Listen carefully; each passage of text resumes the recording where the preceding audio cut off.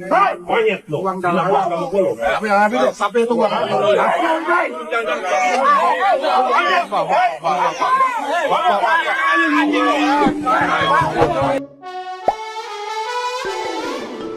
Hola netizen yang tercinta, viral di media sosial pembubaran ibadah jemaat gereja Tesalonika di Kampung Melayu Timur, Kecamatan Teluk Naga, Tangerang, Banten. Ternyata itu terjadi sejak 3 bulan lalu dan baru viral sekarang. Dalam momen itu tampak sejumlah orang membubarkan ibadah jemaat gereja Tesalonika dan jemaat tersebut diolok-olok ketika menyebut alasan mengapa mereka mesti beribadah di rumah. Seorang warga beralasan peribadahan itu harus berhenti sebab ibadah tersebut dilakukan di tengah pemukiman warga yang mayoritas umat muslim. Merespon itu, Kapolsek Teluk Naga AKP Wahyu Hidayat mengungkapkan kalau persoalan tersebut sudah ditengahi.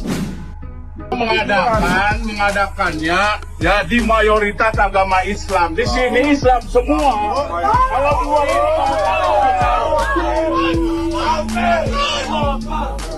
gini, sorry Pak, kasihlah kita ini apa Pak? Kita kan masa kita nggak bisa berdoa. Masa kita nggak bisa berdoa. Kenapa nggak apa-apa di puri aja betul jelas apa? Ini Pak, di puri itu harus mereka kontrak.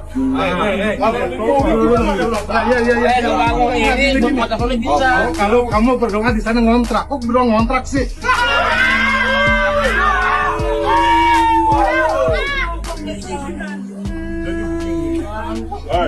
Aku tuh tadi uang jalan. Monyet lo. Uang dalam kamu. Tapi lo, tapi itu uang.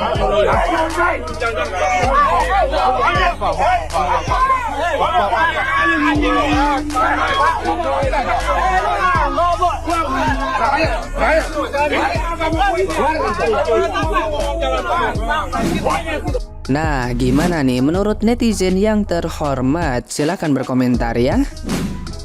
Udah nonton video yang tadi? Kalau udah nonton, tolong di-tag orang-orang nih influencer yang kemarin menyuarakan masalah kemanusiaan di Palestina. Karena kemarin mereka kan heboh nih, bukan masalah agama kok, ini masalah kemanusiaan. Ya boleh kali dibantu, yang nggak sebangsa aja lo bantu, lo suarakan di mana-mana. Ini masa yang sebangsa lo nggak mau bantu? Tunjukin kalau emang lo bela Palestina tuh karena kemanusiaan, bukan gara-gara agama. Itu warga kita, warga Indonesia lagi mengalami ketidakmanusiaan.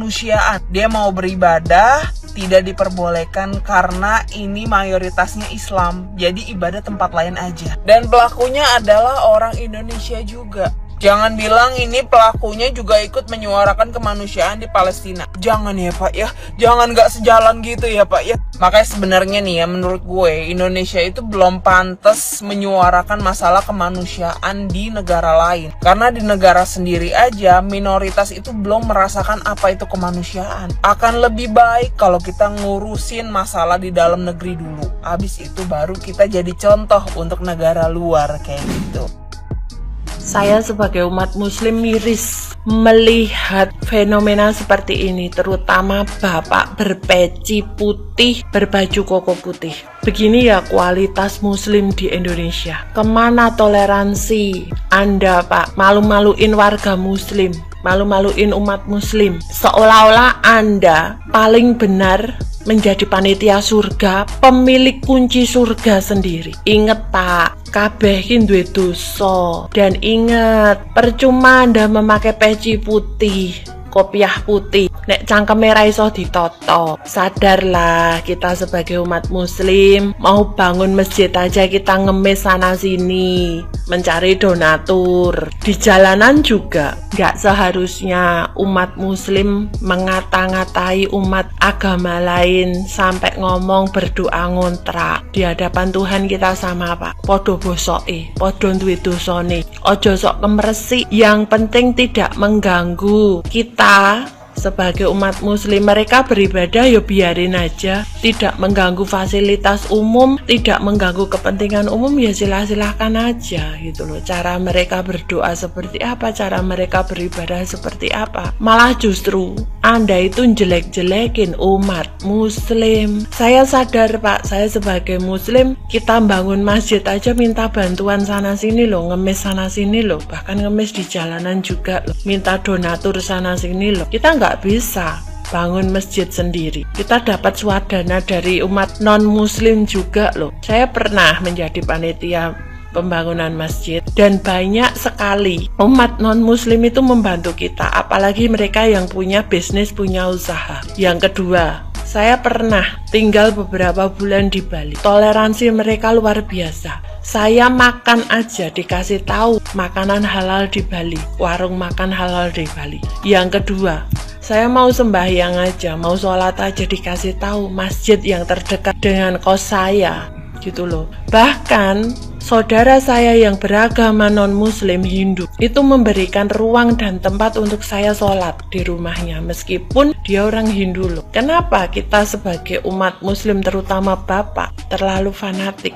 Selama tidak mengganggu fasilitas umum, selama tidak mengganggu kepentingan umum, biarkan saja mereka berdoa dengan cara mereka sendiri. Di tempat kita meskipun mayoritas tapi ada saudara kita yang minoritas. Itu aja perlu diingat Pak, toleransi. Wes esok nek mati hurung karuan dulurmu muslim sing ngrumat, bisa jadi yang gotong kita ke kuburan umat non muslim juga.